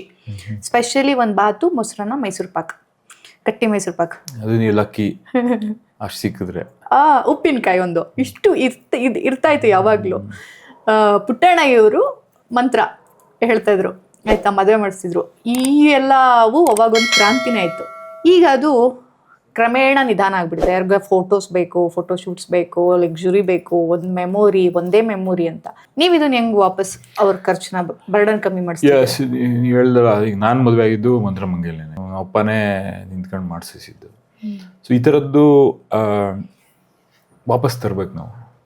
ರೈತ ಸಂಘಟನೆ ಏನು, ಈಗ ರೈತ ಸಂಘಟನೆಯಲ್ಲಿ ಇದ್ದಂಥವ್ರು ಆವಾಗಿನ ಕಾಲದಲ್ಲೇ ಬರೀ ಹೋರಾಟದ ಮೇಲೆ ಮಾಡಲಿಲ್ಲ, ಎಕನಾಮಿಕ್ಸ್ ಮೇಲೆ ಫೋಕಸ್ ಮಾಡಿದ್ರು. ಅಂದರೆ ಎಕನಾಮಿಕ್ಸ್ ಅಂದರೆ ನಮ್ಮ ಆರ್ಥಿಕವಾಗಿ ಆರ್ಥಿಕ ಸ್ಥಿತಿಗತಿಗಳನ್ನು ಯಾವ ಥರ ಸರಿಪಡಿಸ್ಕೋಬೇಕಂತ ಫೋಕಸ್ ಮಾಡಿ ಹೋರಾಟಗಳನ್ನು ರೂಪಿಸ್ತಾಯಿದ್ರು. ನಮ್ಮ ಹಕ್ಕುಗಳ ಬಗ್ಗೆ ರೂಪಿಸಿದ್ರು. ಈಗ ಅಧ್ಯಯನ ಶಿಬಿರಗಳು ಮಾಡ್ತಾಯಿದ್ರು. ಸೊ ಅಂದರೆ ಸ್ಲೈಟ್ಲಿ ಡಿವಿಯೇಟ್ ಆದ ನಿಮ್ಮ ಪ್ರಶ್ನೆಗಿಂತ. ಅಂದರೆ ಪರವಾಗಿಲ್ಲ. ಅಂದರೆ ರೈತ ಸಂಘಟನೆಯಲ್ಲಿ ಈ ಆಲೋಚನೆಗಳು ಯಾವ್ಯಾವ ಥರ ಇತ್ತು ಅನ್ನೋದನ್ನ ಬಗ್ಗೆ ಜನರಿಗೆ ಅರಿವು ಮೂಡಿಸೋದನ್ನ ಯಾವ್ಯಾವ ರೀತಿ ಮಾಡ್ತಾಯಿದ್ರು ಅನ್ನೋದ್ರ ಬಗ್ಗೆ ಸಿಂಪಲಾಗಿ ಹೇಳಿದೆ. ನೀವು ವಾಪಸ್ ನಿಮ್ಮ ಕ್ವೆಶ್ಚನ್ಗೆ ಬರ್ತೀನಿ. ಅದಕ್ಕೆ ಸರಳ ವಿವಾಹಗಳನ್ನು ವಾಪಸ್ ತರಲೇಬೇಕು ನಾವು. ಸೊ ನಾವು ಅದಕ್ಕೆ ಏನು ಯೋಚನೆ ಮಾಡಿದ್ದೀವಿ ಅಂತ ಹೇಳಿದ್ರೆ, ಒಂದು ಪ್ಯಾಕೇಜ್ ಥರ ಮಾಡಿಸಿ, ಈಗ ನೀವು ಹೇಳ್ದಂಗೆ ಇವಾಗಿನ ಕಾಲಕ್ಕೆ ಜನರಿಗೆ ಏನು ಬೇಕು, ಫೋಟೋ ಶೂಟ್ ಬೇಕು, ಸಿಂಪಲ್ಲಾಗಿ ಏನಾದರೂ ಬೇರೆ ಬೇರೆ ಏನೇನು ಬೇಕು ಅಂತ ಅವ್ರಿಗೆ ಒಂದು ಮೆನ್ಯೂ ಥರ ಕೊಟ್ಬಿಟ್ಟು ಅವ್ರಿಗೆ ನಿಮ್ಗೆ ಏನೇನು ಬೇಕು ಇದನ್ನು ಪ್ಯಾಕೇಜ್ಗಳು 2 ಲಕ್ಷ 3 ಲಕ್ಷ ಈ ಥರ ಕೋಟಿಗಟ್ಟಲೆ ಬದಲು 16 ಲಕ್ಷ ಬದಲು ಅಟ್ಲೀಸ್ಟ್ 1 ಲಕ್ಷ 2 ಲಕ್ಷ 3 ಲಕ್ಷ ಈ ಥರ ಮಾಡಿ ರೈತ ಸಂಘದವರೇ ಹೋಗಿ ಮಾಡ್ಕೊಡಂಗೆ ಏನಾದರೂ ಹೊಸದಾಗಿ ಮಾಡಲೇಬೇಕು. ಇದನ್ನು ವಾಪಸ್ ತರಬೇಕು, ಅದನ್ನು ಎನ್ಕರೇಜ್ ಮಾಡಬೇಕಂತ ಸಣ್ಣದಾಗಿ ಚರ್ಚೆಗಳನ್ನು ಶುರು ಮಾಡಿದ್ದೀವಿ. ಇನ್ನೂ ಕಾರ್ಯರೂಪಕ್ಕೆ ಬಂದಿಲ್ಲ. ಅದನ್ನು ಈ ಡಿಜಿಟೈಸೇಷನ್ ಮಾಡಿ ಡಿಜಿಟಲ್ ಆಸ್ಪೆಕ್ಟ್ಸನ್ನು ಯೂಸ್ ಮಾಡ್ಕೊಂಡು ನಾವು ಅದನ್ನು ಈಗಿನ ಕಾಲ ತಕ್ಕಕ್ಕೆ, ಈಗಿನ ಜನರಿಗೆ ಏನು ಜೆನ್ಜಿ ಏನಿದ್ದಾರೆ ಸೊ ಅವ್ರಗಳಿಗೆ ಟೇಸ್ಟ್ಗೆ ನಾವು ಅಪೀಲ್ ಆಗೋದು ಹೆಂಗೆ ಅನ್ನೋದ್ರ ಬಗ್ಗೆ ಯೋಚನೆ ಮಾಡ್ತಾಯಿದ್ದೀವಿ. Very nice. ನೀವು ನಾನು ನಿಮ್ಮ ಹತ್ರ ಮಾತಾಡ್ಬೇಕಾದ್ರೆ ನನಗೆ ಅರ್ಥ ಆಗಿದ್ದೇನು ಅಂದರೆ, ಈಗಿನ ಜನ್ರೇಷನ್ ಜೆನ್ಜಿನ ತಲೆಯಲ್ಲಿ ಇಟ್ಕೊಂಡು ನೀವು ಕೆಲಸ ಮಾಡ್ತಿದ್ದೀರಾ, ಮುಂದಿನ ಫ್ಯೂಚರ್ನ ನೀವು ಯೋಚನೆ ಮಾಡ್ತಿದ್ದೀರಾ, ಅದು ಒಳ್ಳೆಯದೇ. ಆದರೆ ಹಳೆ ಬೇರಿದೆಯಲ್ಲ, ಸಂಘಟನೆ ಹುಟ್ಟಿದ್ದು, ನಿಜವಾದ ಭೂಮಿ, ಕೃಷಿಕರು, ಸಾಲ ಸೋಲ ಆತ್ಮಹತ್ಯೆವರೆಗೂ ತಲುಪಿದ್ದು, ಒಂದು ರೈತ ಸಂಘಟನೆಯ ಒಬ್ಬ ಲೀಡರ್ನ ಎಲೆಕ್ಷನ್ ಗೆಲ್ಲಿಸಿದ್ದು ವಿಧಾನಸೌಧದಲ್ಲಿ, ಇವೆಲ್ಲದಕ್ಕೂ ಕಾರಣ ಅದು ಹಳೆ ಬೇರನ್ನ ನೀವು ಮರ್ತು ಬಿಟ್ಟಿದ್ದೀರಾ? ಇಲ್ಲ, ಇದು ಅವ್ರುಗಳಿಲ್ಲದೆ ನಾವು ಯಾರೂ ಇಲ್ಲ. ಅದಂತೂ ಹೇಳೋದಲ್ಲ, ಅಗೇನ್ ನನ್ನ ಕಾನ್ಷಿಯಸ್ಗೆ ವಾಪಸ್ ಹೋಗ್ತೀನಿ. ಎಷ್ಟೊಂದು ಜನ ಏನೇನೋ ಮಾತಾಡಿ ಇಲ್ಲ ಇವರು ನಡ್ಕೊಂಡು ಹೋಗುತ್ತಿರೋದು. ನನಗೆ ಏನಂದರೆ, ರೈತ ಸಂಘಟನೆಯಲ್ಲಿ ನಾನು ಕೇಳೋ ಪ್ರಶ್ನೆಗಳು ಮುಂಚೆ ಯಾವುದಾದ್ರೂ ವಿಷಯ ಇಟ್ಕೊಂಡ್ರೆ ಆ ವಿಷಯನ ಸಾಲ್ವ್ ಮಾಡೋ ತನಕ ನಾವು ಈಚೆ ಬರ್ತಾ ಇರಲಿಲ್ಲ. ಒಂದಿನ ಆಗಲಿ ಒಂದು ವಾರ ಆಗಲಿ ನಿಂತ್ಕೊಳ್ಳೋ ಗಟ್ಟಿಯಾಗಿ. ಇವಾಗ ಹೋಗಿ ನಿಂತ್ಕೊಂಡು ನಾವು ವಾಪಸ್ ಬಂದ್ಬಿಡ್ತೀವಿ. ಅಂದರೆ ಯಾವುದಾದ್ರು ಸಮಸ್ಯೆನ 100% ಸಾಲ್ವ್ ಮಾಡೋಕ್ಕೆ ನಾವು ಪ್ರಯತ್ನ ಪಡ್ತಾ ಇಲ್ಲ. ಅಲ್ಲಿ ಅದನ್ನು ವಾಪಸ್ ತರಬೇಕು ನಾವು. ಒಂದಿನ ಈಗ ವಿಧಾನಸೌಧಕ್ಕೆ ಹೋಗ್ತೀವೋ, ತಾಲೂಕು ಆಫೀಸ್ಗೆ ಹೋಗ್ತೀವೋ, DC ಅವ್ರ ಹತ್ರ ಹೋಗ್ತೀವೋ, ಯಾವ ಥರ ಇಶ್ಯೂಸನ್ನು ನಾವು ಸಾಲ್ವ್ ಮಾಡಬೇಕು, ಗಟ್ಟಿಯಾಗಿ ನಿಂತ್ಕೊಂಡು ನಾವು ಸಾಲ್ವ್ ಮಾಡಬೇಕು. ಸೊ ಆ ಥರದ್ದು ಇಶ್ಯೂಗಳನ್ನು ಪ್ಲಸ್ ನಾವಂದರೆ ನನ್ನ ತಲೆಯಲ್ಲಿ ರೈತ ಸಂಘ 2.0 ಏನು ಅಂತ. ಸೊ ಯಾವ ರೀತಿ ನಾವು ಬದಲಾವಣೆಗಳನ್ನು ತರಬೇಕು, ನಾವು ವಿಷಯಗಳು ಯಾವ ವಿಷಯಗಳು ಈಗಿನ ತಕ್ಕ ವಿಷಯಗಳಿಗೆ ಯಾವ ಥರ ನಮ್ಮ ಹೋರಾಟಗಳನ್ನು ರೂಪಿಸ್ಬೇಕು, ಇದ್ರ ಬಗ್ಗೆ ನನಗೆ ಈಗ ಎಲ್ಲ ಹಳಬರ ಜೊತೆನೂ ಚರ್ಚೆ ಮಾಡಿ ನನಗೆ ರೈತ ಸಂಘದವ್ರ ಜೊತೆ ಈ ಥರ ಮಾಡಿದ್ರೆ ಚೆನ್ನಾಗಿರ್ತದ, ಇದನ್ನೆಲ್ಲ ಅವ್ರ ಜೊತೆ ಕೆಲಸ ಮಾಡ್ತಾ ಇದ್ದೀವಿ. ನಾವೇನು ಯಾರನ್ನೂ ಅವ್ರುಗಳ ಆಶೀರ್ವಾದ ಇಲ್ಲದೆ ನಾವೇನು ಇಷ್ಟು ದೂರ ಬರೋಕ್ಕೆ ಸಾಧ್ಯನೂ ಇರ್ತಾ ಇರಲಿಲ್ಲ, ಈಗ ಮುಂದೆನೂ ಹೋಗೋಕ್ಕೂ ಆಗಲ್ಲ. ಅವ್ರಗಳ ಜೊತೆಗೇ ನಾವು ಮುಂದೆ ನಡ್ಕೊಂಡು ಹೋಗೋಂಥದ್ದು. ನಾನು ಹೇಳಿದ್ನಲ್ಲ, ಮತ್ತೊಮ್ಮೆ ನನ್ನ ಕಾನ್ಷಿಯನ್ಸಲ್ಲಿ ನಾನು ಕ್ಲಿಯರ್ ಇದೆ, ನಾನು ಏನು ಮಾಡಬೇಕು ಅನ್ನೋದನ್ನು. ಅದ್ರ ಬಗ್ಗೆ ಯಾರೂ ಪ್ರಶ್ನೆನೂ ಮಾಡೋಕ್ಕಾಗಲ್ಲ, ಯಾಕೆಂದರೆ ಪ್ರಶ್ನೆ ಮಾಡಿದ್ರು ನನಗೆ ಅದೇನು ತಾಕಕ್ಕಿಲ್ಲ. Your clear. ನನಗೆ ಯಾರ್ಯಾರ ಮೇಲೆ ಏನೇನು ರೆಸ್ಪೆಕ್ಟ್ ಐತೆ ಅದಿದ್ದೇ ಇದೆ, ಅದನ್ನು ಇಟ್ಕೊಂಡು ನಾನು ಕೆಲಸ ಮಾಡ್ತಾಯಿದ್ದೀವಿ. ಈ ದರ್ಶನ್ ಅವರು ತುಂಬ ಅವ್ರಿವ್ರ ಮಾತು ಕೇಳೋದು ಜಾಸ್ತಿ ಅಂತ ಹೇಳ್ತಾರೆ. ಅವ್ರ ಸ್ವಂತ ಯೋಚನೆ ಮಾಡೋದಿಲ್ಲ, ಅವ್ರೇನೋ ಹೇಳ್ಬಿಟ್ರೆ ಆಯಿತು ಹೋಗೋಣ, ಈ ಥರ ಇನ್ನೂ ಮಾತಾಡ್ತಾರಲ್ಲ. ಅದು ಎಕ್ಸಾಕ್ಟ್ ಆಪೋಸಿಟ್. ನಾನು ಯಾರ ಮಾತು ಕೇಳಲ್ಲ. ನಮ್ಮ ಮನೆಯಲ್ಲಿ ನಮ್ಮ ಅಮ್ಮನ ಮಾತು ನನಗೆ ಕೇಳಲ್ಲ. ಹಿಂಗೆ ಮಾಡು ಅಥವಾ ಹಿಂಗೆ ಮಾಡಬೇಡ ಅನ್ನೋದು ಏನಿಲ್ಲ. ನನ್ನ ತಲೆಯಲ್ಲಿ ಏನೈತೆ ಎಲ್ಲಾರ್ದು ಹ್ಞೂ ಅನ್ಕೋತೀನಿ, ಯಾರಿಗೂ ಇಲ್ಲ ಅನ್ನಲ್ಲ. ನನಗೇನು ಬೇಕು ಅದನ್ನೇ ಮಾಡೋದು ನಾನು. ಇದು ಏನೇ ಡಿಸಿಷನ್ ಇದ್ದರೂ ನಂದೊಂದೇ ಡಿಸಿಷನ್. ನೀವೇ ಫೈನಲಿ ಯಾರಾದರೂ ಹೇಳಲಿ, ಸಜೆಷನ್ಸ್ ತೊಗೊಳ್ತೀವಿ, ಹಿಂಗೆ ಮಾಡು ಅಂತಾರೆ, ಒಬ್ಬರು ಮಾಡಬೇಡ ಅಂತಾರೆ, ಅಲ್ಲಿಗೆ ಹೋಗ್ಬೇಡ ಅಂತಾರೆ, ಇಲ್ಲಿಗೆ ಹೋಗ್ಬೇಡ ಅಂತಾರೆ ಅನ್ನೋದ್ರ ಬಗ್ಗೆ. ಬಟ್ ಅಂದರೆ ಎಟ್ ದಿ ಎಂಡ್ ಯಾರ ಮೇಲೂ ನಾನು ಬ್ಲೇಮ್ ಹಾಕೋಕ್ಕೆ ಇಷ್ಟ ಇಲ್ಲ. ಡಿಸಿಷನ್ ನಾನೇ ತಗೊಳ್ಳೋದು, ಅದು ತಪ್ಪೋ ಸರಿಯೋ ಅದು ನಾನೇ. ಅದು ಆ ಕ್ಲಾರಿಟಿನೂ ನನಗಿದೆ. ಈಗ ಅವ್ರು ಹೇಳಿದ್ರು ಅದಕ್ಕೆ ಮಾಡ್ಬಿಟ್ಟೆ. ಈಗ ನೀವು RSSBಗೆ ಕೇಳಿದ್ರಿ, ನಾ ಯಾರ ಮೇಲೂ ಎತ್ತಾಗಲಿಲ್ಲ. ನಾನು ಮಾಡಿದೆ, ನಾನು ತಗೊಂಡೆ, ನಾನು ರೆಸ್ಪಾನ್ಸಿಬಿಲಿಟಿ ತಗೊಂಡೆ. ಬಟ್ ಹಂಗೆ ಹೇಳಿದ್ರೆ ಯಾರಾದ್ರು ಏನೆಲ್ಲ ಹೋಗ್ಬೋದು ಅಂತ ಗೊತ್ತಿದ್ದು ಇಲ್ಲ, ನಾನು ಕೇಳಿಲ್ಲ, ಯಾರನ್ನೂ ನಾನು ಕೇಳಲಿಲ್ಲ ಅಥವಾ ಯಾರೂ ಹೇಳಲೂ ಇಲ್ಲ. ಬಟ್ ಏನಂದರೆ ಈ ರೆಸ್ಪಾನ್ಸಿಬಿಲಿಟಿ ನಾನೇ. ನಾನು ಆಗಲೇ ಹೇಳಿದ್ದೆ ಒಂದು ಪನಿಷ್ಮೆಂಟ್ ಕೊಡ್ತೀನಿ ಅಂತ. ಆ ಪನಿಷ್ಮೆಂಟಿಗೆ ಹೋಗೋಣ. ಅದಕ್ಕೂ ಮೊದಲು ಆ್ಯಪ್ ಬಗ್ಗೆ ಮಾತಾಡ್ತಿದ್ವಿ.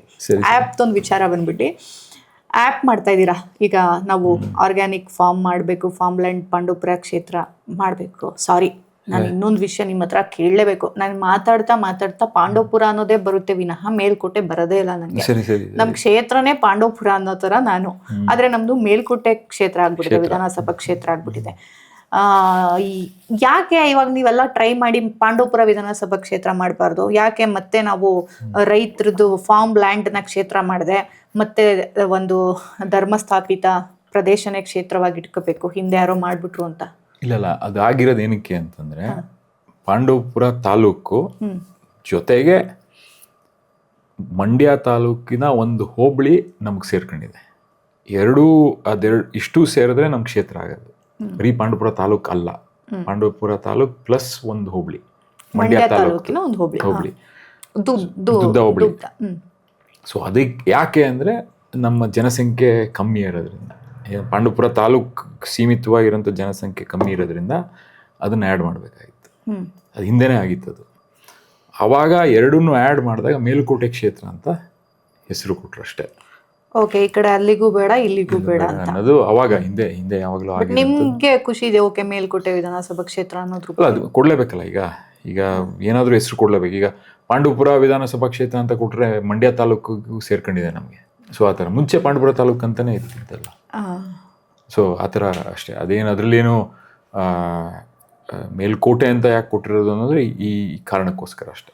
ಪರವಾಗಿಲ್ಲ, ನನಗೆ ಇವತ್ತವರೆಗೂ ತಿಳ್ಕೊಳಕ್ಕೆ ಹೋಗಿ ಆಗಿರಲಿಲ್ಲ ಯಾಕೆ ಈ ಥರ ಅಂತ. ನೈಸ್. ಈಗ ಆ್ಯಪ್ ಬಗ್ಗೆ ಮಾತಾಡ್ತಾ, ಒಂದು ಆ್ಯಪ್ ಮಾಡ್ತಾ ಇದ್ದೀರಾ, ಅದು ಆ್ಯಪ್ ಬಗ್ಗೆ ಹೇಳ್ಬೋದಾ ನೀವು? ಅಂದರೆ ಈಗ ಒಂದು ಆ್ಯಪ್ ಅನ್ನೋದಕ್ಕಿಂತ ಒಂದು ಕಾರ್ಯಕ್ರಮ ಮಾಡ್ತಾಯಿದ್ದೀವಿ. ಟೆಕ್ನಾಲಜಿ ಜಸ್ಟ್ ಎನೇಬಲರ್ ಅಷ್ಟೇ. ಆದರೆ ಸಮಸ್ಯೆಗಳನ್ನು ಯಾವ ಥರ ಪರಿಹಾರ ಮಾಡಬೇಕು ಅನ್ನೋದ್ರ ಬಗ್ಗೆ ಯೋಚನೆ ಮಾಡಿಕೊಂಡು ಇದಕ್ಕೆ ಕಾಲಿಟ್ವಿ ಅಷ್ಟೇ.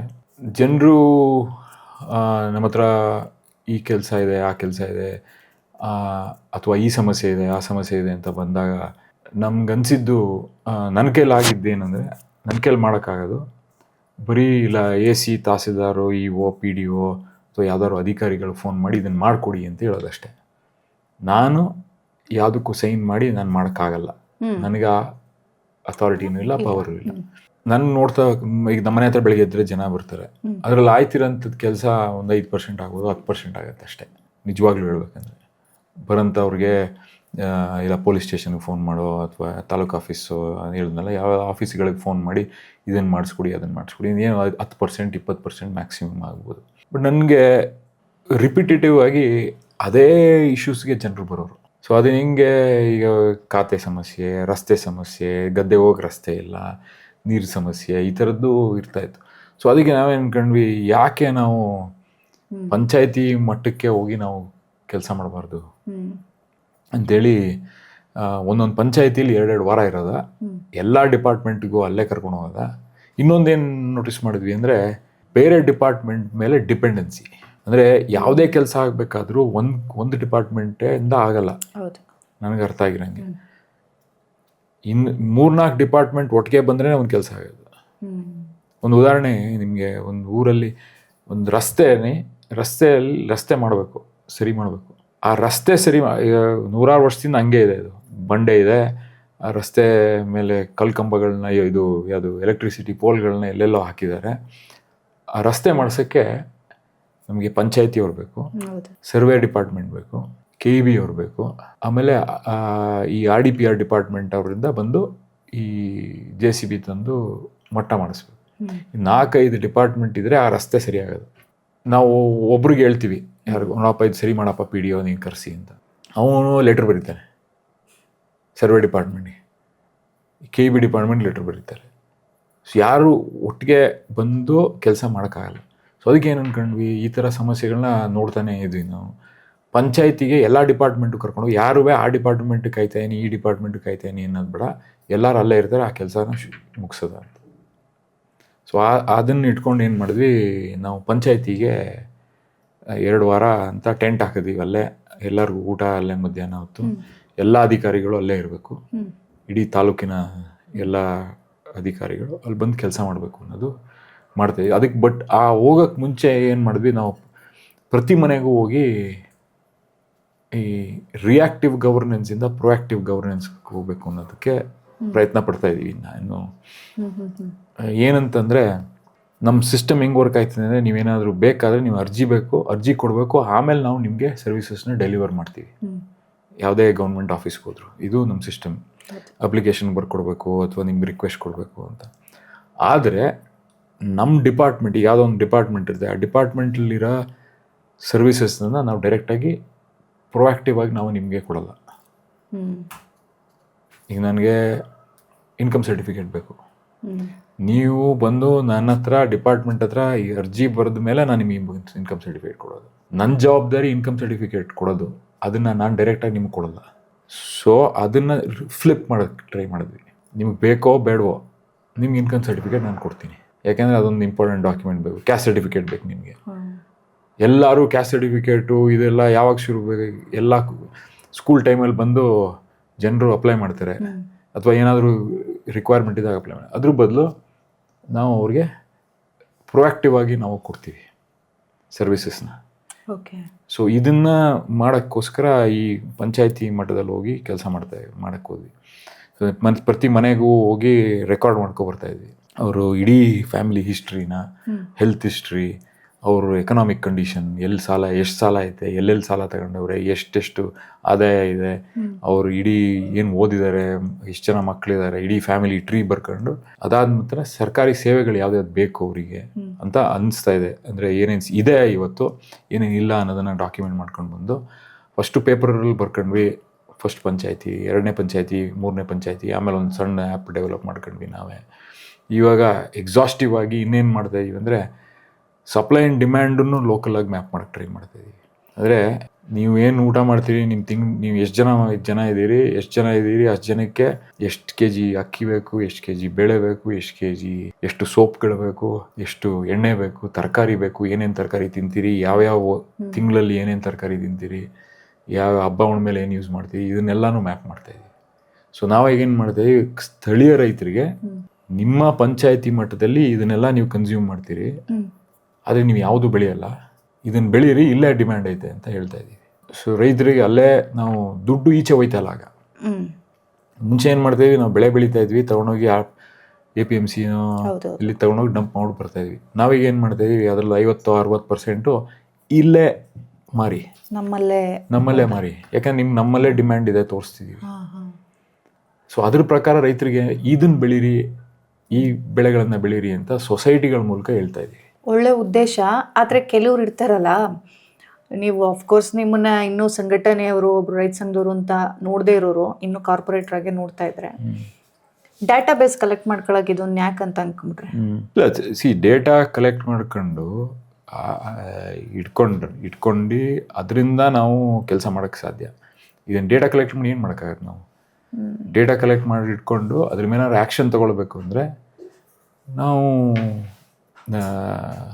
ಅವ್ರಿಗೆ ಇದನ್ನು ಮಾಡಿದ್ರೆ ನಿಮ್ಗೆ ಒಳ್ಳೇದಾಗತ್ತೆ ಅನ್ನೋದಕ್ಕೋಸ್ಕರ ತಗೊಳ್ತಾ ಇದ್ದೀವಿ. ತಗೊಂಡು ಅವ್ರುಗಳಿಗೆ ಈಗ ಸಿಂಪಲ್ ಎಕ್ಸಾಂಪಲ್ ಕೊಡ್ತೀವಿ. ಪ್ರತಿ ಮನೆಗೆ ಹೋಗ್ತಾ ಇದ್ದೀವಿ, ಯಾವ್ಯಾವ ಮಕ್ಳುಗಳು ಯಾವ್ಯಾವ ಸ್ಕೂಲ್ಗೆ ಅಂತ ಬರ್ಕೊಂಡಿದ್ದೀವಿ. ಆ ಡೇಟಾ ಇಟ್ಕೊಂಡು ಸ್ಕೂಲ್ ಬಸ್ಸನ್ನು ರೌಟ್ ಮಾಡ್ತಾ ಇದ್ದೀವಿ. ಅಂದರೆ ಗೌರ್ಮೆಂಟ್ ಬಸ್ಸಸ್ನ ಸ್ಕೂಲ್ ಟೈಮಲ್ಲಿ ಎಷ್ಟು ಮಕ್ಕಳು ಒಂದು ಊರಿಂದ ಯಾವ ಊರಿಗೆ ಹೋಯ್ತಾರೆ ಅಂತ ನಮ್ಗೆ ಅರ್ಥ ಆಯಿತು. ಅದ್ರ ಪ್ರಕಾರ ಎಷ್ಟು ಬಸ್ಗಳು ಬರಬೇಕು ಅನ್ನೋದನ್ನ ನಾವು ಟ್ರ್ಯಾಕ್ ಮಾಡ್ತಾ ಇದ್ದೀವಿ, ಹೇಳ್ತಾ ಇದ್ದೀವಿ. ಸೊ ಈ ಥರ ಈಗ ಎಕ್ಸಾಂಪಲ್ ಕೊಟ್ಟು ಆಮೇಲೆ ಇನ್ನೊಂದು ಪಂಚಾಯತಿಯಲ್ಲಿ ನಾವು ಡೇಟಾ ಕಲೆಕ್ಟ್ ಮಾಡಿದಾಗ 40 ವರ್ಷಕ್ಕಿಂತ ಜಾಸ್ತಿ ಇರೋರು 60% ಜಾಸ್ತಿ ಡಯಾಬಿಟಿಕ್. ಸೊ ನಮ್ಮ ಫುಡ್ಡಲ್ಲಿ ಏನೋ ಇಶ್ಯೂ ಇದೆ, ಅಥವಾ ನಮ್ಮ ಹೆಲ್ತ್ ಸೊ ಈ ಥರದ್ದು ಇಶ್ಯೂಗಳು ನಮ್ಗೆ ಅರ್ಥ ಆಯಿತು. ಸೊ ಅವಾಗ ಇಶ್ಯೂಗಳು ಅರ್ಥ ಆದಾಗ ಆ ಸಮಸ್ಯೆಗಳಿಗೆ ಯಾವ ಥರ ಪರಿಹಾರ ಕೊಡಬೇಕು ಪಂಚಾಯತಿ ಮಟ್ಟದಲ್ಲಿ ಅದನ್ನು ಆ ಡೇಟಾ ಇಟ್ಕೊಂಡು ಕೆಲಸ ಮಾಡ್ತಾಯಿದ್ವಿ. ತುಂಬ ಚೆನ್ನಾಗಿದೆ. ವೀಕ್ಷಕರೇ ನೋಡ್ತಾ ಇದ್ದೀರಾ ಅಕ್ಷತಾ ಕಿಚನಲ್ಲಿ. ಊಟ ಆಯಿತು. ಈಗ ಹಣ್ಣು ತಿನ್ನೋಕ್ಕೂ ಮೊದಲು ನಾನೊಂದು ಮಾತು ಹೇಳ್ಬಿಡ್ತೀನಿ. ನೆಕ್ಸ್ಟ್ ಟರ್ಮ್ ಅಷ್ಟರಲ್ಲಿ ಇಡೀ ಫ್ಯಾಮಿಲಿ ಇಲ್ಲಿಗೆ ಶಿಫ್ಟ್ ಆಗ್ತಾರೆ. ಇವ್ರು ಹೇಳ್ದಂಗೆ ಆ್ಯಪು ಜನ್ರೇಟ್ ಆಗುತ್ತೆ, ಎಲ್ಲ ಕೆಲಸ, ಅವರ ಯೋಚನೆಗಳೆಲ್ಲ ಕೆಲಸ ಕಾರ್ಯ ರೂಪಕ್ಕೆ ಬರುತ್ತೆ. ಏಕೆಂದರೆ ಇವೆಲ್ಲ ಹೀಗೆ ಬಂದ್ಬಿಡೋದಲ್ಲ. ಈಗ ಒಂದು ಬೆಳೆ ಬೆಳಿಬೇಕು ಅಂದರೆ ಇವತ್ತು ಬೀಜ ಹಾಕ್ತೀವಿ, ನಾಳೆ ಬಂದ್ಬಿಡುತ್ತೆ ಅಂತಲೂ ಅಲ್ಲ. ಆ ಪ್ರೋಸೆಸ್ಸಿಗೆ ಇವ್ರಿಗೆ ಸಮಯ ಬೇಕು, ಇನ್ನೂ ಒಂದಷ್ಟು ಟರ್ಮ್ ಬೇಕು. ಬಟ್ ಈಗ ಅದನ್ನೆಲ್ಲ ಕಾರ್ಯರೂಪಕ್ಕೆ ತರುವ ಪ್ರಯತ್ನದಲ್ಲಿ ಪ್ರಾಕ್ಟಿಕಲ್ ಆಗಿ ಬೇಸ್ಮೆಂಟ್ ಕಟ್ಟೋದು ನೀವು ಮನೆ ಮಾಡುವಾಗ ಎಷ್ಟು ಕಷ್ಟನೋ ಹಾಗೆ ಅವರು ಈಗ ಬೇಸ್ ಕಟ್ತಾ ಇದ್ದಾರೆ, ರೆಡಿ ಮಾಡ್ಕೊತಾ ಇದ್ದಾರೆ. ಇಷ್ಟೆಲ್ಲ ಕನಸಿರುವಂತಹ ಒಬ್ಬರು ದರ್ಶನ್ ಅಮೇರಿಕಾ ಅಂತ ಹೇಳಬೇಕಾ, ಅಥವಾ ದರ್ಶನ್ ಕ್ಯಾತ್ನಳ್ಳಿ ಅಂತ ಹೇಳಬೇಕಾ? ದರ್ಶನ್ ಕ್ಯಾತ್ನಳ್ಳಿ, ನಮ್ಮ ಪುಟ್ಟಣ್ಣಯ್ಯ ಅವರು ಇಷ್ಟೆಲ್ಲ ಕನಸಿಟ್ಕೊಂಡು ಬರ್ತಾ ಇದ್ದಾರೆ. ಇದು ನಿಜವಾಗ್ಲೂ ಒಂದು ಹಳ್ಳಿಗೆ, ಒಂದು ಊರಿಗೆ, ಒಂದು ತಾಲೂಕಿಗೆ ಆಗಬೇಕಾಗಿರುವಂತಹ ನಿಜವಾದ ರೈತನ ಭೂಮಿಗೆ ಆಗಬೇಕಾಗಿರುವಂತಹ ಕೆಲಸ. ಇದಕ್ಕೆ ಈ ಎಲ್ಲ ಯೋಚನೆಗೂ ಅಕ್ಷತಾ ಕಿಚನ್ ಸಪೋರ್ಟ್ ಆಗಿರುತ್ತೆ ಸರ್. ನಾನು ಸಪೋರ್ಟಿವ್ ಆಗಿರ್ತೀನಿ. ಎಲ್ಲವೂ ಕೂಡ ಇಲ್ಲಿ ಒಂದು ಸುಂದರವಾದ ಕುಟುಂಬ ರೂಪುಗೊಳ್ಳಕ್ಕೇ ಇರುವಂತಹ ಒಂದು ಯೋಚನೆಗಳು. ಕುಟುಂಬ ಚೆನ್ನಾಗಿರಬೇಕು, ಆವಾಗ ಊರು ಚೆನ್ನಾಗಿರುತ್ತೆ, ದೇಶ ಚೆನ್ನಾಗಿರುತ್ತೆ. ಇದು ನಾನು ಒಪ್ತೀನಿ. ಯಾಕೆಂದ್ರೆ ನೀವು ಒಬ್ಬ ಫ್ಯಾಮಿಲಿ ಮ್ಯಾನ್, ನೀವು ಹೇಳಿದ್ರಿ ನನ್ನ ಕುಟುಂಬದ ಹಿನ್ನೆಲೆ, ಕುಟುಂಬನೂ ಕೂಡ ತುಂಬ ಇಂಪಾರ್ಟೆಂಟ್ ಅಂತ. ಸೊ ಈ ಮಧ್ಯದಲ್ಲಿ ಹೆಣ್ಮಕ್ಳಿಗೆ ಅಂತಲೇ, ಈ ನಮ್ಮ ಕ್ಷೇತ್ರದ ಹೆಣ್ಣು ಮಕ್ಕಳಿಗೆ ಅಂತಲೇ ಅವ್ರ ಉದ್ಯೋಗಕ್ಕಾಗ್ಬೋದು, ಎಜುಕೇಷನ್ಗಾಗ್ಬೋದು, ಏನು ಬೇರೆ ಯಾವುದಾದ್ರೂ ಯೋಚನೆಗಳಿದೆಯಾ?